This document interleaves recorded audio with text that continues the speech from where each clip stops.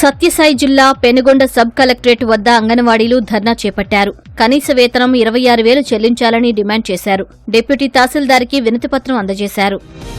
Kurnool collectorate వద్ద విశ్రాంత RTC ఉద్యోగులు ఆందోళన చేపట్టారు. 1,000 రూపాయల పింఛన్తో జీవనం కష్టంగా ఉందని, సామాజిక పింఛన్లను తమకు ఇవ్వాలని కోరారు. విజయనగరం కలెక్టరేట్ వద్ద ఆటో కార్మికులు ధర్నా చేపట్టారు. వాహనాల ఫిట్నెస్, పొల్యూషన్ ధ్రువపత్రాల జారీని ప్రైవేటు సంస్థలకు అప్పగించవద్దని కోరారు. నూతన మోటారు వాహన చట్టం అమలును విరమించుకోవాలని డిమాండ్ చేశారు. వైఎస్సార్ జిల్లా రాయచోటి వీరభద్రస్వామి ఉత్సవాల్లో బీజేపీ, ఆర్ఎస్ఎస్ కార్యకర్తలపై దాడి సరికాదంటూ విజయనగరంలో విశ్వ హిందూ పరిషత్, బీజేపీ నేతలు ధర్నా చేపట్టారు. బాధితులపైనే పోలీసులు తిరిగి కేసులు పెట్టడం ఏంటని ఆగ్రహం వ్యక్తం చేశారు.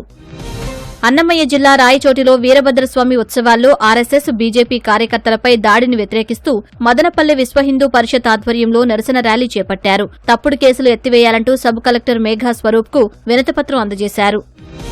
కర్నూలు జిల్లా ఎమ్మిగనూరు ప్రభుత్వ ఆసుపత్రి వద్ద గర్భిణులు స్కానింగ్ పరీక్షలకు వచ్చి తీవ్ర అవస్థలు పడ్డారు. ఉచిత పరీక్షలు నిర్వహించడంతో 300 మంది రాగా తగినంత మంది వైద్యులు, యంత్రాలు లేక గంటల తరబడి వేచి చూశారు.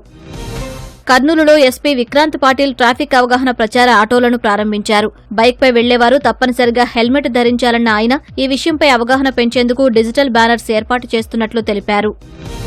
కోనసీమ జిల్లా ముమ్మిడివరంలో అన్నా క్యాంటీన్ నిర్వహణను నగర పంచాయతీ కమిషనర్ పి. రవివర్మ పరిశీలించారు. స్వయంగా ఆహార పదార్థాలను రుచి చూసి సంతృప్తి వ్యక్తం చేశారు.